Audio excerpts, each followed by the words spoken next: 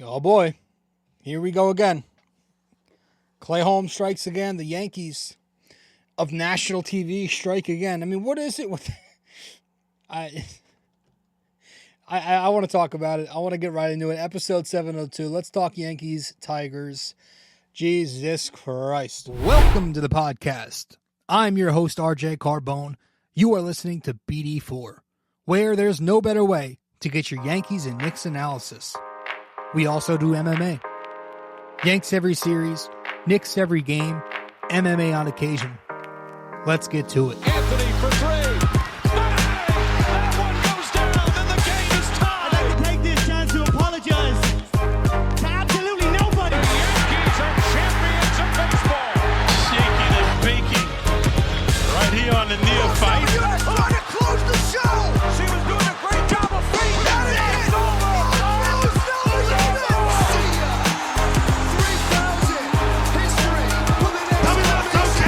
Don't you regret not coming to the net? Don't you regret not coming to the net?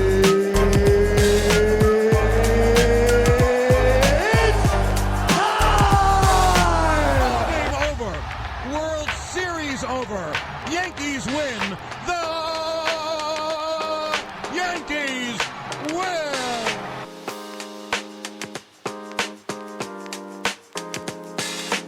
Another day. Another day. This Yankees team is something else. Welcome to the show. Welcome everybody to the show. Episode 702 of the podcast. Welcome to BD4. I appreciate you all tuning in. BD4, where there's no better way to get your Yankees and Knicks analysis. Yanks every series, Knicks every game, MMA on occasion. We were talking New York Yankees. We're talking New York Yankees, Detroit Tigers. That series took place over the weekend. It is Monday, so we got the day off today. As I'm recording this, it should be out Monday night. That was a lifeless series for the Yankees offensively. Let's start there. I thought their lineup was absolutely putrid.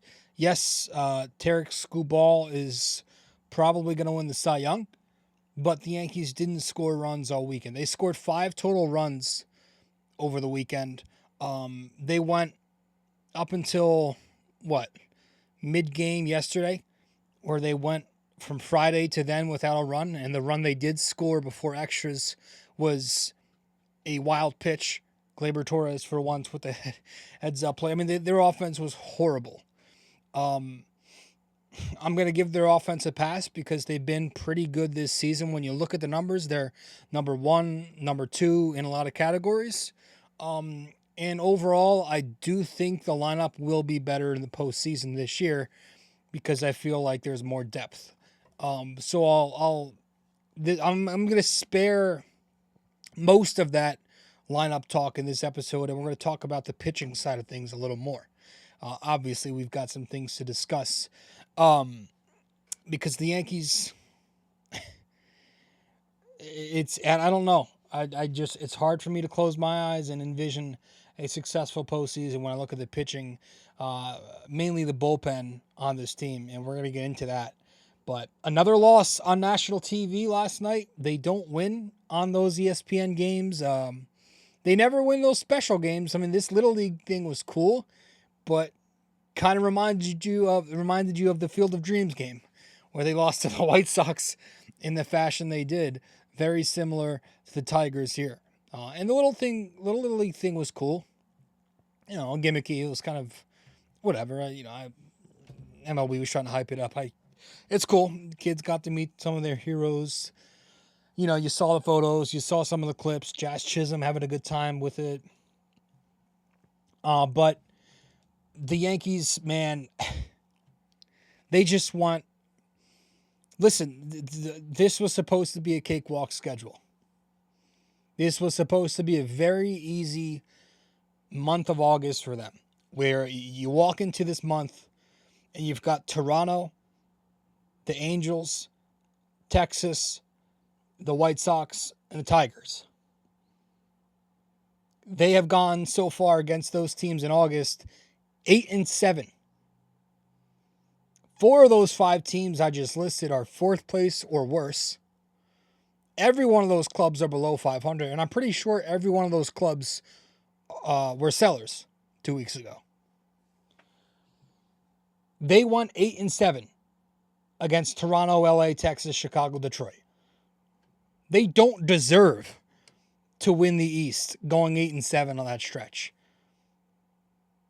You look back 3 weeks from now, whatever it is, a month from now, and the Yankees are in second place and Baltimore's pulling away with the division near the end of September. Well, yeah, you look at this. You look at, obviously, the midsummer slump from mid-June to mid-July, but you look at, hey, when we got out of that slump, we won 5 in a row, and then we were going into the month of August with a little bit of momentum. Could have took advantage of that, and they didn't. So, they don't deserve the American League East playing like this. And now you got to go face Cleveland. But let's get into the series. Game 1 was on Friday. The Yankees actually won the first game by a score of 3-0 over Detroit. This game was in Detroit. Garrett Cole on the mound against the righty opener, Brisky. Yankees scored 3 runs on Detroit. 5 hits, 4 of them extra base hits. They had 3 walks, 8 strikeouts. They were 0 for 10 with runners in scoring position. Top of the first inning, you have the Verdugo sac fly. Top of the 5th inning against the Detroit bullpen. Peraza, in his second at-bat up, goes deep, a solo home run off Herter.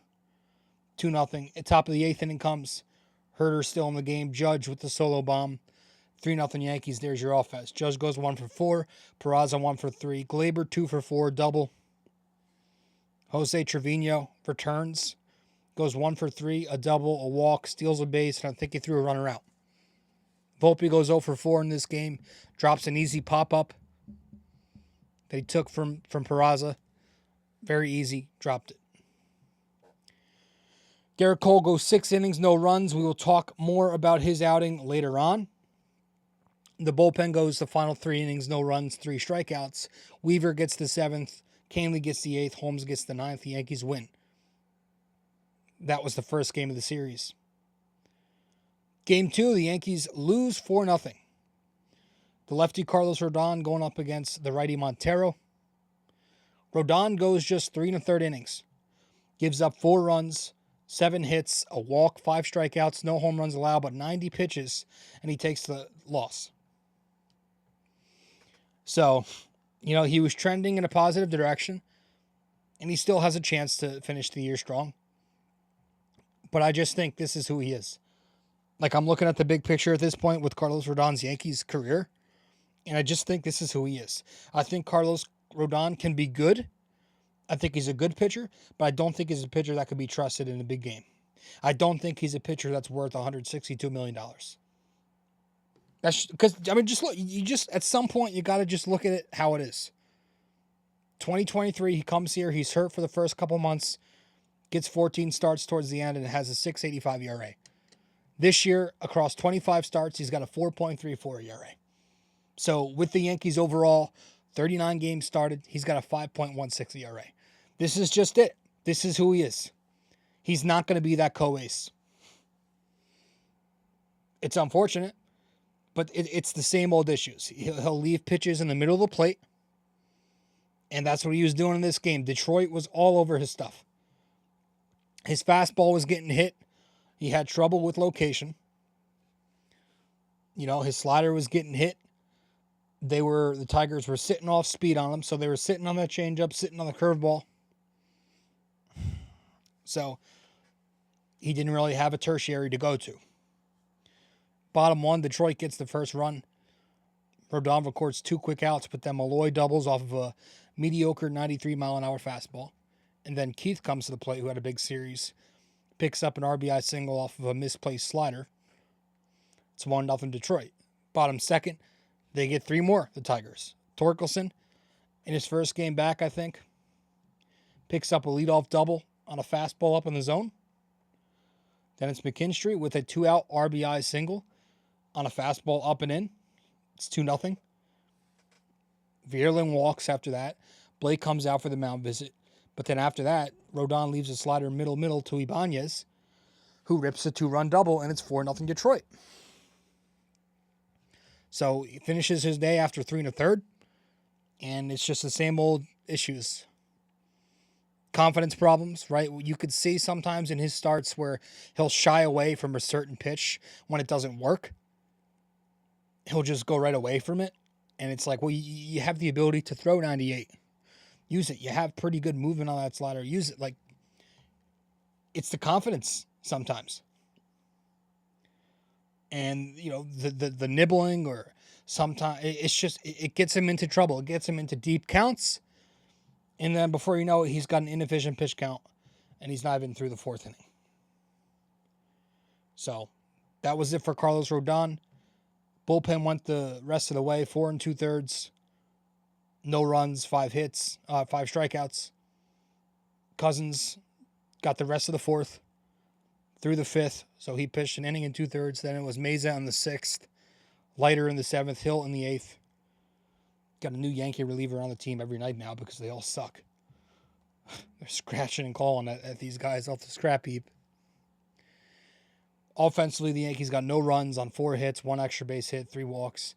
Struck out 8 times, went 1 for 5 in scoring position. Oswaldo Cabrera, 2 for 3. Judge, 1 for 4, double. Volpe, 1 for 4. Glaber, Verdugo, and Wells each went 0 for 3 with a walk. And that was your second game of the series. Let's talk about Sunday. Yesterday, where the Yankees lose 3-2 in 10 innings. Stroman versus Skubal. Lefty on pace to win the Cy Young. The Yankees scored 2 runs on 6 hits, no extra base hits, 4 walks, 10 strikeouts. They hit into 3 double plays. They go 1 for 3 in scoring position. Against Skubal, they get 1 run in 6 innings. Against the bullpen, they get 1 run in 4 innings. But it was an ugly offensive effort. They worked Skubal's pitch count early. They were actually working him pretty well in the first 2 innings, but they got nothing out of it. Had some moments where they could have done some more damage. Stanton grounds into a double play in the 4th inning. After Glaber scores in the 6th, Judge hits into a double play. 10th inning, the Yankees have a shot. Cabrera hits into a double play. They probably should have bunted Cabrera for a chance to get to Soto. They didn't, of course. So the only run, or 2 runs for the Yankees. Top of the 6th, Glaber scores on a wild pitch, and then top of the 10th, in a tie game, DJ picks up the RBI single through the right side of the infield off of Brisky. That made it 2-1. Stroman with a solid effort. 6 innings, no runs, 5 strikeouts, 2 walks, 4 hits, no home runs allowed, 87 pitches, and no decision. So he's been solid now in his last 2 starts. 11 innings in that span, 1 run, no home runs. So, missed a start. They delayed him a couple days to work on his mechanics, and maybe he's fixed something. Got a lot of ground balls to the right side of the infield last night. Looked in control. Trevino was setting up outside. And I thought he pitched very well. I actually thought Boone pulled him at the perfect time. He only had 87 pitches, but, knowing who Stroman is, that was perfect. No issue with it. So good to see him bounce back. I'm not sold on anything yet. I think he's had a fine year. But I'm not really... Nothing's really changed regarding my opinion on Stroman. He's still a guy I don't want to put into the postseason rotation. We'll see what the Yankees do. They are paying him $18 million, so he might be in there. But I don't know. I just don't trust. I don't think he has good enough stuff. The velocity's terrible. It doesn't move very well. I just think you face some better lineups, in a postseason game. I'm not sure I trust him. But it's good to see him pitch better. The bullpen won 3+, 3 runs, 5 strikeouts. Right? Weaver and Canely were fantastic. They were perfect in the 7th and 8th. And then you had Holmes and Leiter. wrap it up, and they were detestable. They were just despicable. 3 runs, they combined for 3 runs allowed in the 9th and 10th innings. So the bottom of the 9th comes, the Yanks are up 1-0. Let's rewind. And Clay Holmes blows the save because he leaves a sinker up in the zone to Keith, who picks up a 1-out double off of it. And then Young with a 2-out RBI single off of a sinker to make it 1-1. We'll talk more about that in a second. But the bottom of the 10th comes, and the Yankees, after scoring, they're up 2-1. But Mark Leiter comes in now, and he loses the game for the Yankees. McKinstry picks up a leadoff single off of a cut fastball. He steals second base. The Yankees challenge it, calls upheld. And that's when Parker Meadows comes up to the plate and picks up a walk-off base hit off of a 1-2 changeup up and out. And all of a sudden, Detroit wins 3-2. Dominguez hesitant on the throw home there. That can't happen. I don't know if he thought the runner was staying. You can't assume that in that situation. You got to make that throw regardless. Maybe he's still uncomfortable with the arm post Tommy John surgery. I don't know. It was his throwing arm, wasn't it? It was his throwing arm. So maybe I don't know. I really don't know, but he was hesitant. He waited too long to make the throw. You could see he waited a good second. And it cost the Yankees the game. Dominguez had a rough go. He had a rough go. Maybe we'll talk more about his debut in a second, but I don't want to focus on that because he's a young kid who is getting toyed with right now, and the real issue continues to be the real issue. Clay Holmes. And, man, my God, this, I don't know why I do this to myself, but I keep listening to Aaron Boone post-game as if, one day he's going to say the right things. But, you listen to him, and he gives you pretty much the same old crap. People think there was some hesitancy there, some kind of change regarding his stance on Clay Holmes. I didn't see much of a difference. He was just sitting there spewing the same crap, in my opinion. He was saying he thought Clay was good. I thought Clay was good. I thought other than one mistake, Clay was pretty sharp. He said, we got a lot of guys throwing the ball really well. What about the other lot of guys who aren't throwing the ball really well? It's just like where is the urgency? It's okay to be pissed off in the moment. It's okay. Everything's good. Everything's great. That's not how a manager's supposed to act all the time. And that's why it's so easy to root against him. It's hard to root for him. Because he doesn't have that competitive nature. It's the opposite of what sports is. He's the opposite of competitive. He's the participation manager, man. The participation puppet. He's an NPC. That's why people were calling him an NPC, because he just sits there and he's robotic and he gives you these generic answers. Press conferences are supposed to be about, you're supposed to learn something from them. Boone goes up there every night. You never learn anything because he doesn't give you shit. He doesn't tell you how it is. And because everything's great with him, the guys are going to continue to be the same guys and make the same lackadaisical mistakes that they make. But he sits there and he tells you that, I'm fine with this. A lot of guys are pitching well. I thought Clay looked pretty sharp. Meanwhile, this bullpen is really, really just a friggin' mess. And I just sit here and I wonder, man. And I've tried so hard to leave the window open as far as hope for the Yankees winning a championship this year. I'm trying so hard to be reasonable and rational because the American League is wide open. But, Clay Holmes can't be closer in a playoff game. I just can't see this guy closing playoff games. I don't know how they're going to get this done. Yes, he's a good pitcher. I think everybody should be able to say that. If you think he's garbage, you don't belong in this conversation. Clay Holmes is good. He's a good pitcher. He's got good stuff. The numbers in general are pretty good. The peripheral numbers are very good. But he can't close. He's just not a closing pitcher. I think he'd be decent in a setup role. Put him in the 7th inning. Before a pre-setup pitcher. You know? Because the numbers at closer speak for themselves too. Like, he's got 10 blown saves. That's the most in Major League Baseball. That's 4 blown saves away from the Major League record of 14.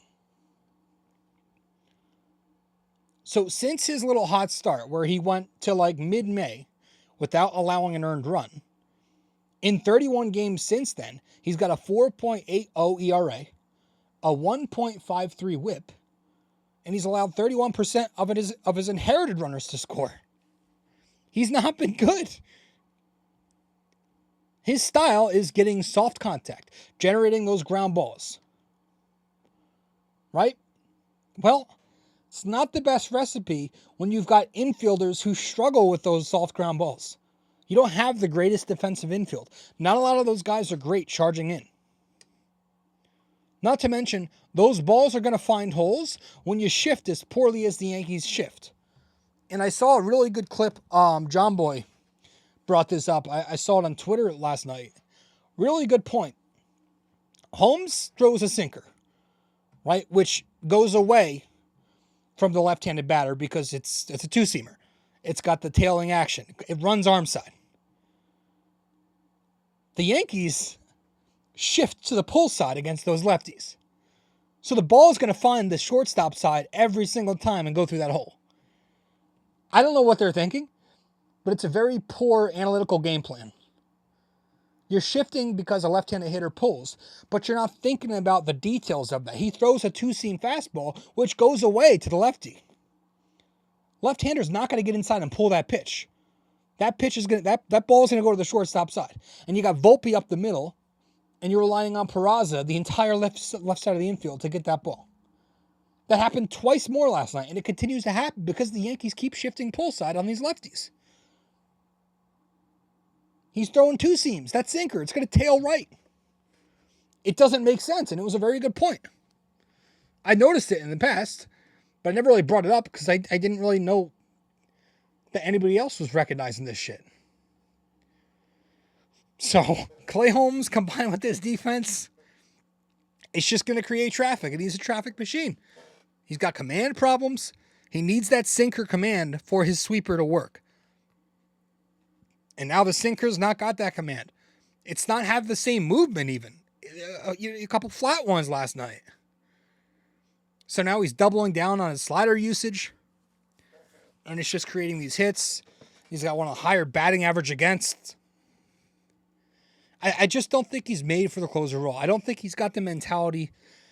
I think he's mentally weak regarding closer. I don't think he's got that strength. And you got Yankees fans, even like the anti-Holmes Yankees fans going, well, what other options do we have? Really? Like, listen, I'm not loving this bullpen, but like, you got options. Why don't you try Luke Weaver? Why don't you try Jay Cousins? Both of those guys can get quick outs. They've got strikeout stuff. I guess the argument against that is Weaver is your multiple innings guy. You don't want to take that away. And, Cousins is kind of a journeyman. He just kind of became relevant for the Yankees. But I would give that a try. Other people asking maybe Tommy Kahnle should be the guy. He's had a very solid season. It's kind of flown under the radar, but he's got a really good season going for him. I don't know that I want Tommy Kahnle in that role because he's like 70% changeup. And you got people... Listen, it's going to be interesting with the rotation. You're hearing more noise about should Luis Heel be moved to the 9th inning. He's obviously got the strikeout stuff. I'm not one...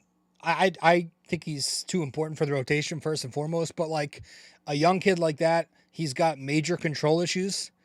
I don't know that I want him in the 9th inning. Maybe Clark Schmidt, right? When he comes back, maybe that's what they do with him. Maybe they put him in the bullpen.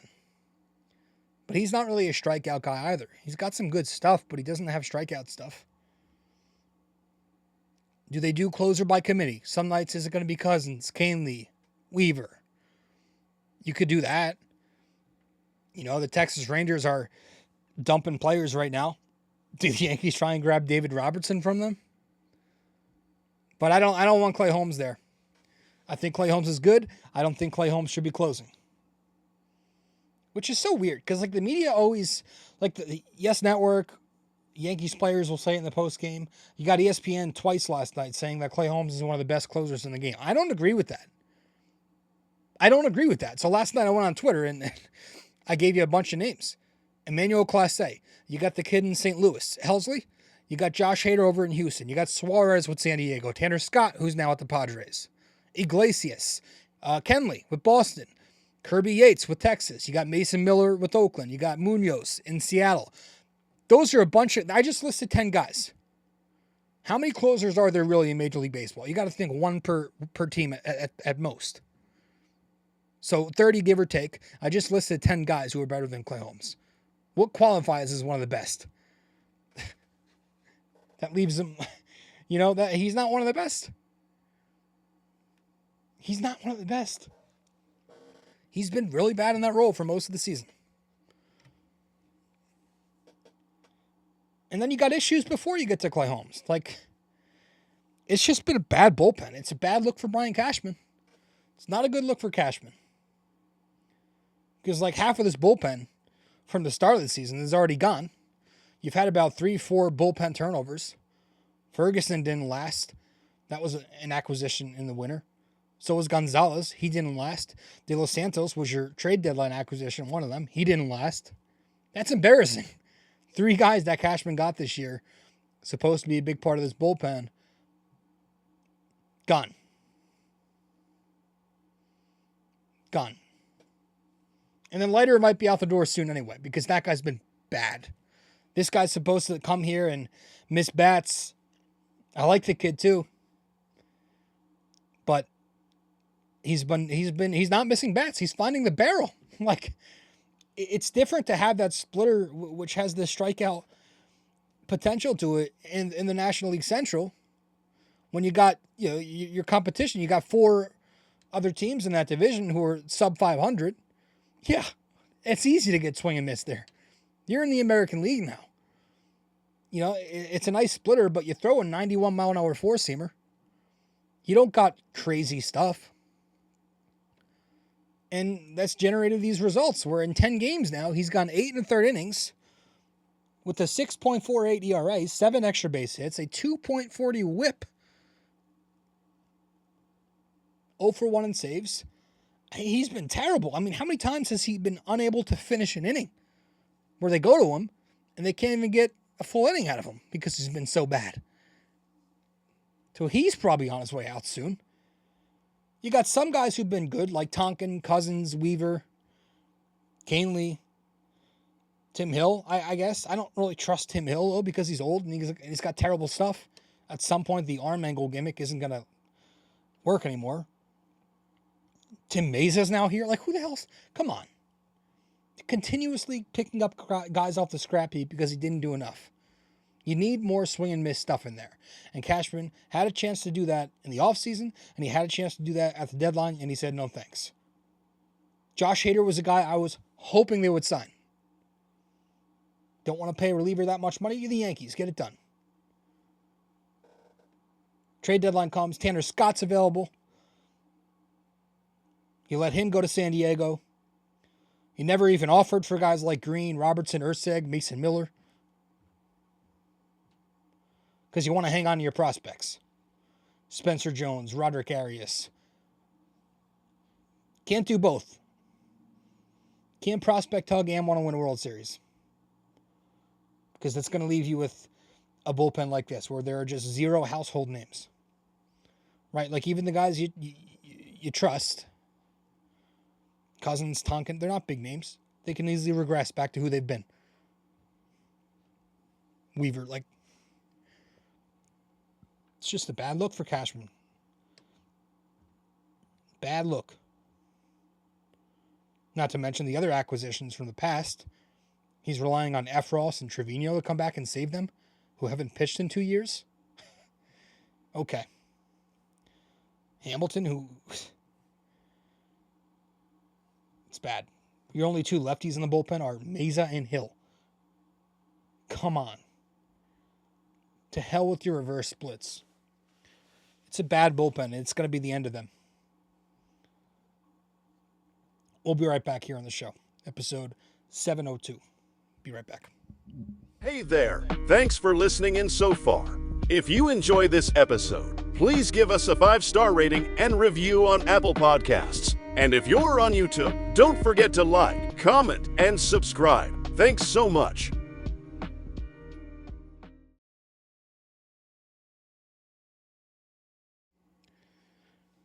Welcome back to the show, episode 702 of the podcast. Yeah, I'm fed up with Boone.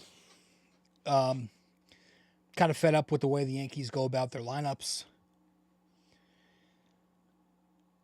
I'm at a point where it's just stop bullshitting around, stop doing these little tweaks, and play your best fucking players, please.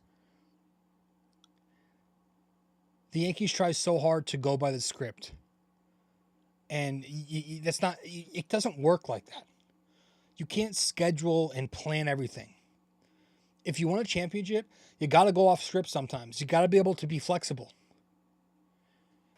It just shouldn't be like this, where you don't know who's going to play where. You don't know who's going to bat where. You're worried about splits. Wells and Trevino, you lied about that. What splits? Trevino's not hitting left-handed pitching.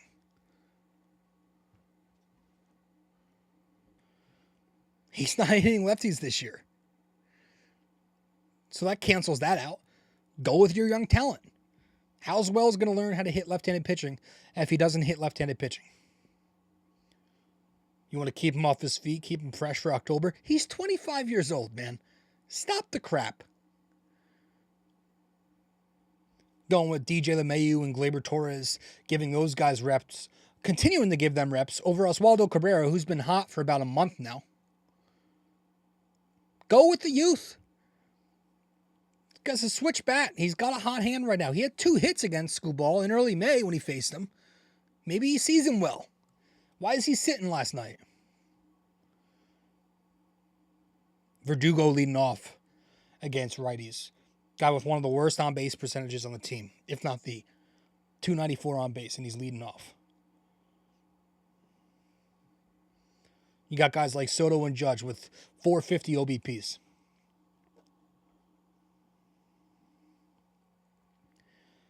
This is a lineup that's good. It should be easy to find consistency with the batting order.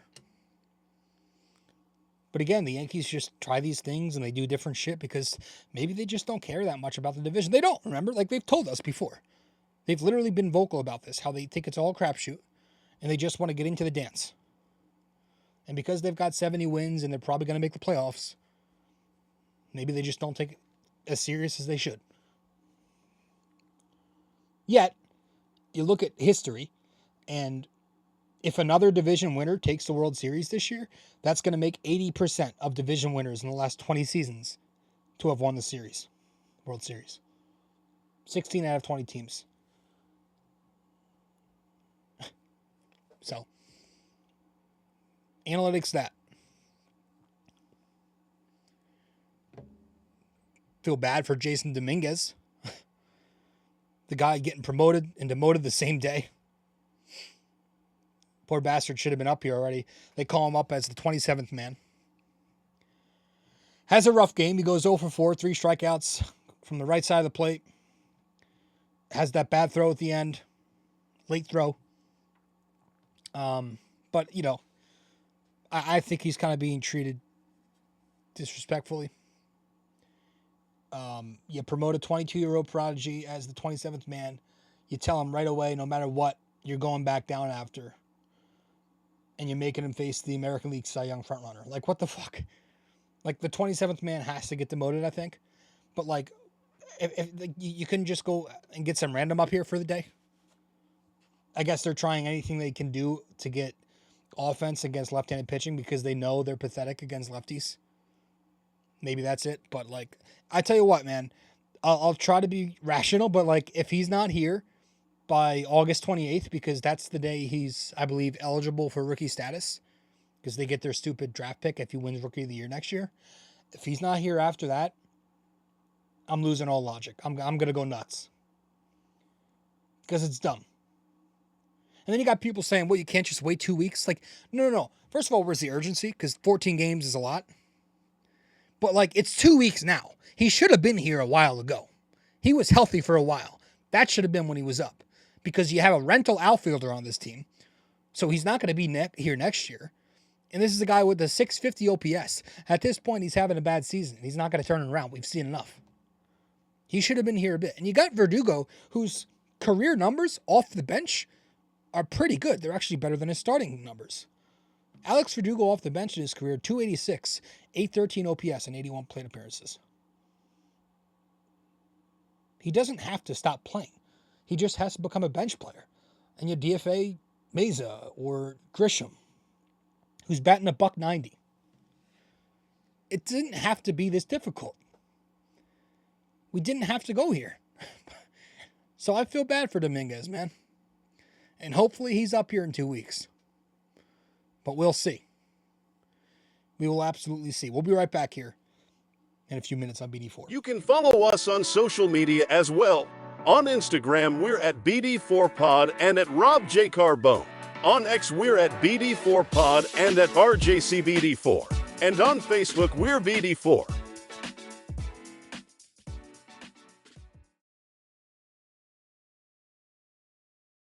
If you're interested in our website, just go to www.bd4blog.com.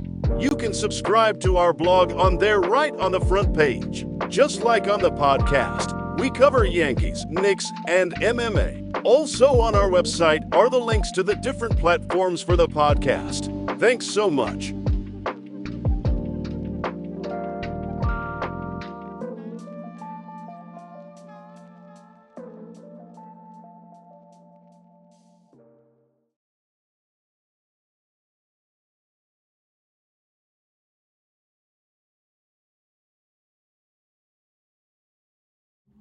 All right. Welcome back to the podcast. Ooh, fuck. Excuse me. Welcome back to the podcast. Dehydrated. Let's briefly tip our caps. There was no offense this series, but like Aaron Judge it was between him and Torres. Ended up giving it to Judge. So I'm tipping my cap to him amongst position players. He was 250 this series with an 833 OPS, so a down series for him. Double a homer. 7 total bases, 1 run, 1 RBI. Had an outfield assist in Game 3. That's about it. Not much. 13 cap tips on the year to lead the team. So I'm tipping my cap to Judge, who's now just got ridiculous numbers on the season. Good for him. Let's go to the rotation. Garrett Cole. Yeah, I thought Cole looked very good. In Game 1, he pitched. Yeah, he got the win in Game 1. 6 innings, no runs, 4 hits, 8 strikeouts, 2 walks, no home runs allowed. 95 pitches, got the win, and I would like to believe that he's back to being himself, or he's very close. He's finding his footing, because in 5 of his last 6 starts, he's been really solid. Goes back to the Camden Yards game, 6 innings, 1 run against Baltimore. 6 innings, 1 run against Tampa at home. Then he has the Mets start, 5 2/3, 6. But he rebounds with 5 2/3, 2 runs against Toronto, 5 1/3, 1 run against Texas, and then this weekend in Detroit, 6 innings, no runs. So, very good, and he's had 10 starts on the year. 7 of his 10 outings, he's allowed 2 runs or less. So, it's really just the 2 clunkers against the Mets, and then 1, 4-inning mediocre start against Boston. But he's been good. He's starting to come around. His command looked good. He's not leaving pitches in the middle anymore. No extra base hits allowed in his last 15 innings. Go back to his Toronto start on the 4th. The velo is good. It's not quite what it used to be. It's a tad below the normal Cole velo, but he dials it up when he needs to, and the command's there, and he's still getting, he's getting a lot of swing and miss. Fastball against lefties has worked. He's getting a lot of swing. He got a lot of swing and miss in this game with the breaking balls against left-handed batting. Slider, the curveball was looking good against lefties. Obviously working with Trevino in this game. But good for Garrett Cole. That's his 3rd cap tip already. Looked good. Going to the bullpen, Luke Weaver. I'm tipping my cap to him. He appeared in 2 games this series, 2 innings, no runs, 2 strikeouts, a hit, just a base hit. 6 cap tips on the year for him. Continues to be effective. I was going to give it to Canley, close second, but I decided to give it to Luke Weaver because he was the first in relief this series 2 times, and he kept the momentum going after the starter left of the game. So good for Luke Weaver. That's that. Up next, folks, we're going to wrap this up, but up next, we've got Cleveland. The Guardians come into the Bronx. It's a home series for the Yankees, 3 games. The Yankees do struggle at home. Cleveland is a top 3 team in baseball. But the Yankees have handled them well in previous years. I have this weird feeling because it's baseball that they'll take this series. But we'll see. Tomorrow night, you've got Luis Gil going up against Boyd. Wednesday, you got Nestor Cortez. Thursday, you got Garrett Cole against Williams. Trying to think if I have anything else to add. I feel like Volpe is going to be getting a day off soon. It's needed. Boone's spoken about that before. The John Boy last week when he had the interview with him kind of hinted at it. So maybe you see Peraza at shortstop at some point in this series. But Volpe's been very bad. He's 4 for 40 with 4 infield singles in his last 40 at-bats. So, and then hopefully the right guys play. I mean, you got. I think the Yankees have a lefty on Tuesday, so I think Boyd's a lefty. So if Austin Wells is not in there because of that, I'm gonna lose my shit again. But we'll see. Hopefully, Wells needs to play every day. Cabrera needs to play every day. I don't care about splits. That's when I take it too far. We're done. Let's wrap this up when we get back with our trivia. Stay with us. Studio 69 Productions is a podcast production agency created by Leo Rodriguez to allow content creators to market their podcast. It's an online platform that will market your podcast or any other project that you're working on. Get in touch with Leo Rodriguez from Studio 69 Productions. You can find Studio 69 Productions on Instagram at Studio69NJ. Studio 69 Productions, where dreams are heard and born.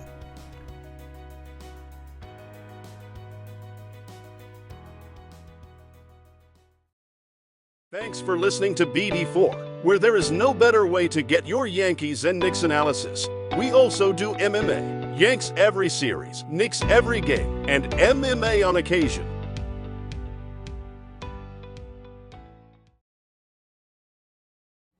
Okay, let's wrap this one up with our trivia question. Let's get to it here. Episode 6 or 702.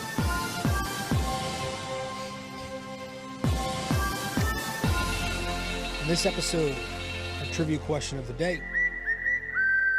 Which 1950 Yankees rookie broke into the majors by collecting his first 2 hits in the same inning?